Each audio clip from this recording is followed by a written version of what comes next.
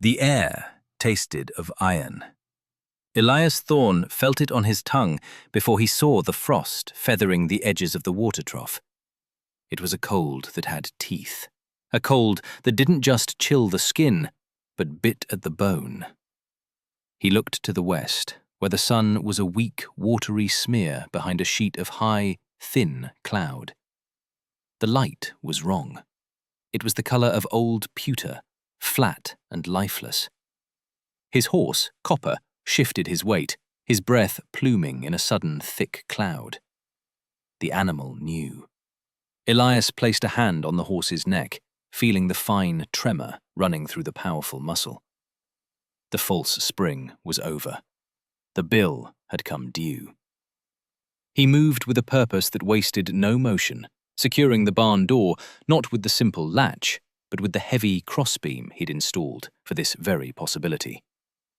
The wind was beginning to keen, a low, mournful sound that promised worse to come. He led Copper not to his stall, but toward the strange mound of earth and glass at the far end of his property. The door was low and thick, made of layered oak and insulated with sheep's wool. As he pulled it open, a wave of warm, damp air washed over him, smelling of rich soil and living things. Inside, it was another world. He led the horse down the gentle earthen ramp into the sunken space, the animal's hooves making soft thuds on the packed clay. He sealed the door behind them, plunging the entrance into shadow. The only light came from the long, sloping wall of glazed panels that faced south, now catching the last of that failing metallic light. The wind howled outside, a predator circling its prey. Inside, the silence was broken only by the gentle rustle of leaves. Green leaves. In late October. 6 months earlier, he had stood before the town council. Sheriff Brody, a man whose authority came more from his size than his intellect, leaned back in his chair, a look of bored indulgence on his face. Elias unrolled a series of simple, clean drawings on the table. They showed a long trench dug deep into the earth, with stone walls and the sharply angled roof of glass panes facing south. "I am petitioning for the right to divert a small portion of Miller's Creek," Elias stated, his voice even, "for a reservoir system connected to a subterranean structure." The councilmen exchanged glances. One of them, a merchant named Gable, snorted audibly. "A what structure?" Sheriff Brody asked, picking at a splinter on the table. "A winter garden," Elias explained. "A pit greenhouse. The formal name is Ewalipini. By digging below the frost line, you use the thermal mass of the earth itself to maintain a stable temperature. The sun enters through the south-facing glass, warming the north wall and the earth, which then radiates that heat back through the night." He pointed to a detail on his drawing. "The back wall, the north wall, will be 3 feet thick, built of river stone, and insulated behind with packed earth. The roof will be angled to be perpendicular to the sun's rays at the winter solstice. This maximizes solar gain when the light is weakest." Gable laughed outright. "You want to grow what? Turnips in a hole in the ground?" "Thorne, we all know you did your time in the army out west, but this isn't some savage dugout. This is a civilized town. We have barns. We have root cellars." Elias didn't flinch. He had expected this. "I was a surveyor, not just a scout. I charted territories where the winters would kill a man in an open field in 20 minutes. I saw the Mandan earth lodges. I saw the pit houses of the desert peoples. They understood the earth. The earth is a blanket. It holds the heat of the sun. A root cellar keeps things from freezing. It doesn't keep them alive. I intend to grow things. Fresh vegetables, all winter long." The sheriff shook his head, a patronizing smile on his lips. "Elias, we appreciate your unique perspective. But diverting a public waterway for what amounts to a mud puddle with a window? The farmers won't stand for it. It's a trickle, Elias counted. Less than a horse drinks in a day. It will fill a cistern inside the structure for irrigation and thermal mass. Thorn's folly, Gable muttered, loud enough for the whole room to hear. The name stuck. Permission was denied for the creek diversion. It didn't matter. Elias knew a spring on his own property, higher up the ridge. It would be more work to pipe it, but it would be his. He rolled up his plans. Thank you for your time, gentlemen. As he walked out, he heard the laughter behind him. The mockery was not a new sensation. It was a dull, familiar ache, like an old campaign injury. He was the man who checked the thickness of the ice before he crossed, while others just charged ahead. He was the man who carried 2 canteens when everyone else carried 1. They called it paranoia. He called it experience. The work began the next day. He did not hire help. Help would bring questions, and questions would bring more ridicule.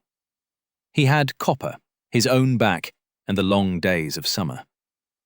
First came the site selection. He chose a gentle, south-facing slope, sheltered from the north wind by a thick stand of pine. He spent a week with his surveyor's transit and a set of stakes, marking out the precise orientation. The long axis of the pit had to run perfectly east to west, ensuring the glazed roof faced true south. Any deviation would cost him precious minutes of winter sunlight. Then came the digging. It was brutal, relentless work. He was not merely digging a hole, he was excavating a space for life. The earth fought back. He hit shale at 4 feet and had to use a pickaxe and pry bar, the sharp crack of steel on stone echoing in the quiet woods. He hauled the dirt and rock out with a sled and a block and tackle rig, with copper providing the patient, steady power. The pit grew deeper. 6 feet. 7. He stopped at 8 feet deep, 20 feet wide, and 50 feet long. He had moved tons of earth by himself. The townspeople who rode by on the main road would stop and stare at the growing mound of dirt, shaking their heads at Thorn's folly. He ignored them. His focus was on the details. The floor of the pit was not level. He graded it with a gentle slope toward the north wall, where he dug a deep drainage trench filled with gravel. Water must have a place to go. Standing water meant rot and cold. Next were the walls. The south, east, and west walls were simply the packed earth of the excavation, but he reinforced them with timber shoring, like in a mine shaft, to prevent collapse. The north wall was the heart of the system. It was the battery. He spent a month hauling river stones from the creek bed, 1 sled load at a time. He built the wall 4 feet thick at the base, tapering to 2 feet at the top. He was not a mason, but he understood physics.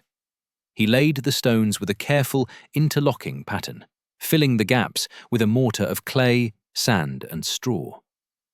This wall was designed to absorb a massive amount of solar energy during the day and release it slowly throughout the night.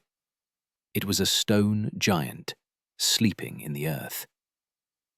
The roof was the most complex part. He felled his own timber for the massive beams, squaring them with a broad axe and adze until his hands were raw. He set the main ridgepole and then ran rafters down to the earth berm on the south side and the top of the stone wall on the north. The angle was everything. He used his transit again, calculating the precise angle of the sun at the winter solstice for his latitude. The glass had to be as close to a 90-degree angle to those rays as possible. He had spent most of his savings on the panes of glass, thick and wavy, purchased from a supplier back east. Each one was a treasure. He built the frames himself, sealing each pane with pine pitch and linseed oil putty. It was slow, meticulous work. A single crack would compromise the entire structure. While he worked, he laid the pipe from the spring high on the ridge.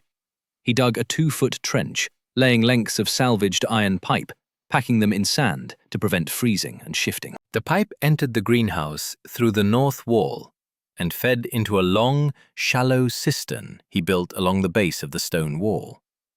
The water would serve 3 purposes: irrigation for the plants, humidity for the air, and, most importantly, another source of thermal mass. Water held heat even better than stone. Finally, he addressed the air. A structure this tight would suffocate the plants. He designed 2 ventilation shafts. One was a low intake pipe on the south end, near the floor. The other was a tall, chimney-like shaft rising from the highest point of the north wall. He built a small, controllable firebox at the base of the high chimney. When lit, the rising hot air would draw the cold, fresh air from the low intake, pulling it across the entire length of the greenhouse, creating a gentle, constant circulation. It was a self-regulating lung, breathing for his buried world. By the time the first frosts of autumn touched the valley, the structure was complete. He shoveled the excavated earth back over the roof, right up to the edge of the glass, and planted it with prairie grass. The folly disappeared. It blended back into the hillside, becoming just a long, strange scar of glass glinting in the sun. He filled the interior with the richest soil he could find, mixing it with compost and sand. He built raised beds and planted his seeds: tomatoes, lettuces, kale, herbs, carrots, and beets. He led copper inside, into the stable area he had built at the far western end, complete with hay and a water trough fed by the cistern. He sealed the door. And he waited. Life settled into a quiet rhythm. He spent his days tending his hidden garden, his nights reading by the light of a single lantern. The visits to town for supplies were brief and functional. The mockery had subsided from open laughter to knowing smirks and whispered comments as he passed. "Still digging to China, Thorn?" one of the farmers might ask. Elias would just nod and move on. He didn't need their approval. He had the proof of his senses. The air was growing colder, but inside his earthen shelter, the temperature barely wavered. It held a steady 60 degrees, day and night. The tomato vines were climbing their trellises. The lettuce was crisp and green. He saw the signs the others missed, or chose to ignore. The squirrels were frantic, their caches larger and buried deeper than he had ever seen. The geese had flown south a full 2 weeks early. He watched the spiders in his small cabin spin thicker, more robust webs in the corners of the windows. The world was preparing itself. One evening, Sheriff Brody rode out to his property. He claimed he was checking on a report of a stray calf, but Elias knew better. The man's curiosity had gotten the better of him. Brody dismounted, his eyes fixed on the long slope of glass set into the hill. "Thorn," he said, by way of greeting. "Sheriff," Elias replied. "Heard you finished your project." "It's done." Brody walked closer, peering down through one of the panes. His eyes widened. He could see the neat rows of vibrant green, the impossible sight of red tomatoes ripening on the vine. "Well, I'll be," he breathed. "It actually works." "The earth keeps it warm," Elias said simply. Brody shook his head. "It's a marvel, I'll give you that. But what a lot of work for a few winter salads." He looked up at the sky. "Gonna be a mild winter, the almanac says. We had our cold snap early. Should be easy going from here." Elias followed his gaze. The sky was a pale, washed-out blue. The sun felt thin, its heat barely reaching the skin. "The almanac is paper and ink," Elias said quietly. "The squirrels know better." Brody just chuckled, shaking his head as he mounted his horse. You and your squirrels, Thorn. You take care now. The visit did nothing to change his reputation. If anything, it solidified it. He was no longer just the fool who dug a hole. He was the eccentric who had managed, through sheer brute force, to make a few vegetables grow in a hole. A curiosity, an oddity, but still, fundamentally, a man who didn't understand how the world really worked. Elias did not care. He trusted the ache in his bones and the silence of the forest. He trusted the way Copper would stand with his tail to the north wind, even when there was no wind to be felt. A deep cold was coming, a winter that would be remembered. He doubled his firewood supply, not for his small cabin, which he would soon abandon, but for the small firebox of the greenhouse's ventilation system. He harvested what he could from his outdoor garden before it froze and stored it. He checked the seals on every pane of glass. He was ready.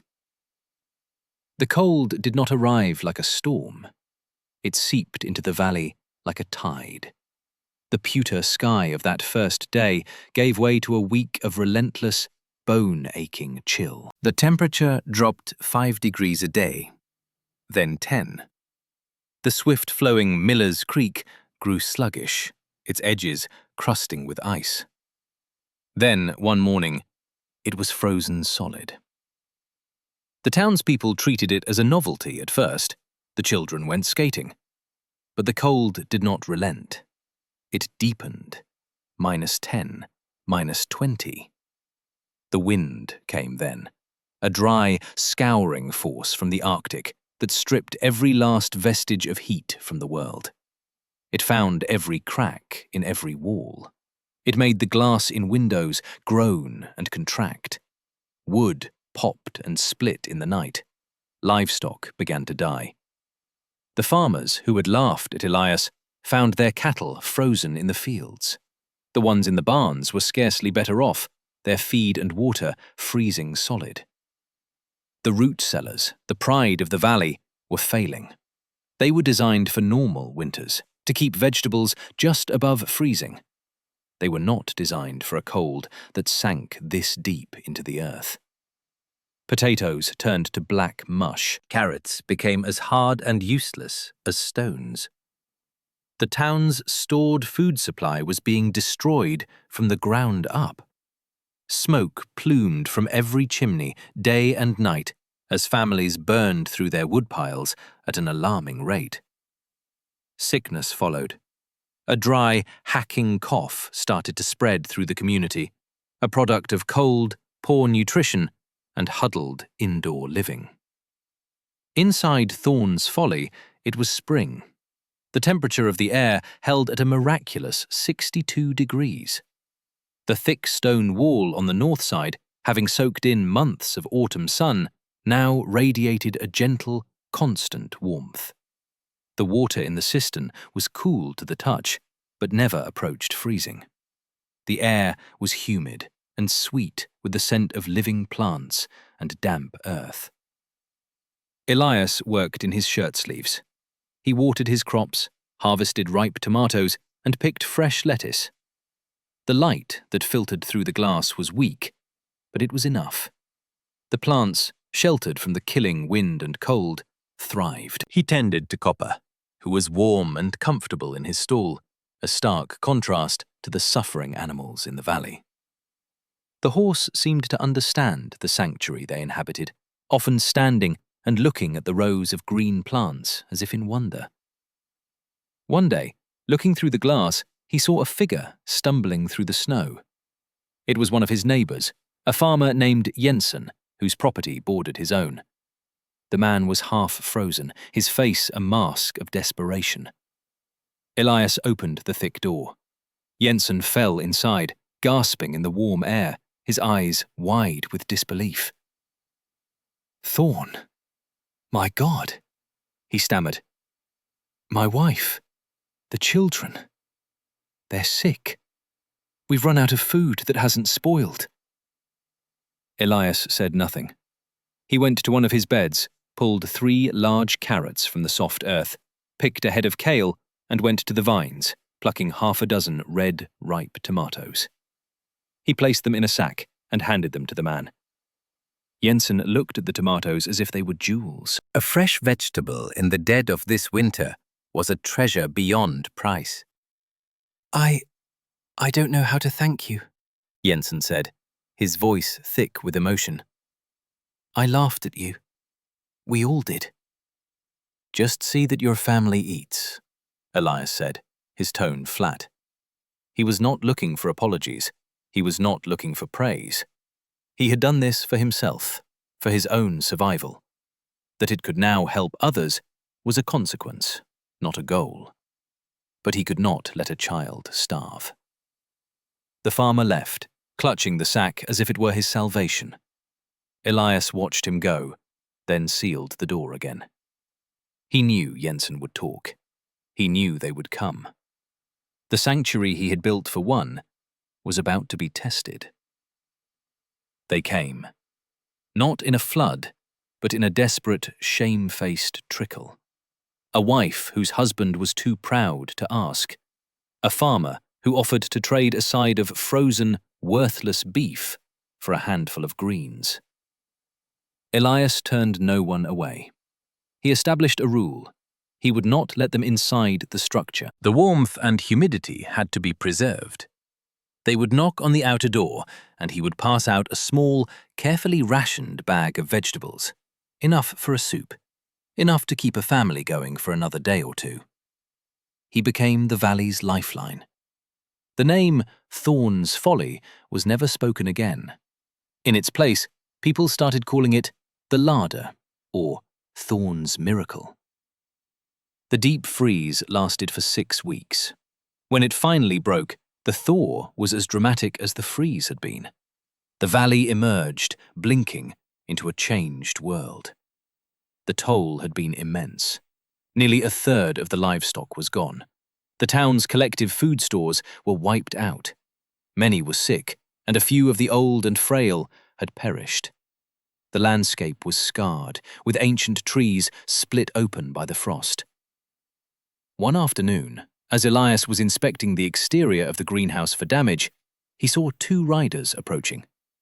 It was Sheriff Brody and the merchant Gable. They dismounted, their hats in their hands. They looked older, worn down by the ordeal. Brody was the one who spoke. He looked at the ground, then at Elias, his face etched with a humility Elias had never seen on him before. "Thorn," he began, his voice raspy. "We came here today on behalf of the town. We came to say we were wrong." Gable nodded, his usual bluster gone. "We were fools. Arrogant fools. What you built here, it saved people. My own grandchildren were eating your carrots last week. It probably kept them from getting sick." "The earth is a tool," Elias said, his gaze steady. "You just have to know how to use it." "We want to learn," Brody said, looking up, his eyes meeting Elias's directly. "We want you to teach us. We can't let this happen again. We need more of these. For the whole community." Elias looked past them, toward the wounded valley. He had sought solitude, not leadership. He had wanted peace, not followers. But he also understood that knowledge unused was knowledge wasted. He had seen enough death in his life. He had no desire to see more, especially when it was preventable. "I'll draw up the plans," he said after a long silence. "But the work is yours. You'll all have to dig." A look of profound relief passed over the sheriff's face. "We'll dig," he said. "We'll all dig." It was the beginning of the change. Elias held a meeting in the town hall, the same room where he had been laughed at. This time, the hall was packed, and the silence was absolute, reverent. He didn't use fancy words. He spoke of thermal mass, of solar angles, of insulation and ventilation. He explained the principles in simple, practical terms. He answered every question with patience. He was no longer an outcast. He was a visionary. The man who grew tomatoes in the Great Freeze of '88. In the years that followed, the valley was transformed. The first community pit greenhouse was built that summer, a larger version of Elias's own, built with the labor of every able-bodied person in the town. They called it the common larder. By the turn of the century, nearly every farm had one. The strange, glass-topped mounds became a signature of the region, a testament to a lesson learned the hard way. They were never caught unprepared again. Elias Thorne never married and never had children. But in a way, the entire valley became his legacy. He continued to live his quiet life, tending his garden and his horse. He never gloated, never once said, "I told you so." He didn't have to. The proof was in the earth itself, in the green shoots that pushed their way toward the light in the heart of winter. He taught the children how to read the sky and the habits of the animals. He taught them that the most profound wisdom is often quiet, and the most revolutionary ideas are sometimes buried right under your feet. When he finally passed, they buried him on the hill overlooking his creation. The simple headstone read, Elias Thorne. He knew the earth. Copper, his old and faithful horse, outlived him by several years, cared for by the town, and allowed to wander wherever he pleased, a living symbol of the quiet trust that had sustained a man through mockery and hardship. The structure itself, his original larder, still stands. It has survived a dozen harsh winters since, a silent, humble monument to foresight. On the coldest days, when the snow lies thick upon the ground and the wind howls through the pines, a thin wisp of steam can sometimes be seen rising from its ventilation chimney. It is the breath of a hidden spring, a quiet promise that even in the deepest, darkest cold, with the right knowledge and a little bit of stubborn vision, life not only endures, it thrives. For true wisdom is not about predicting the future with perfect accuracy, but about preparing for its possibilities with diligence and humility. It is understanding that sometimes the most secure shelter is not a fortress built against the world, but a garden dug deep within it.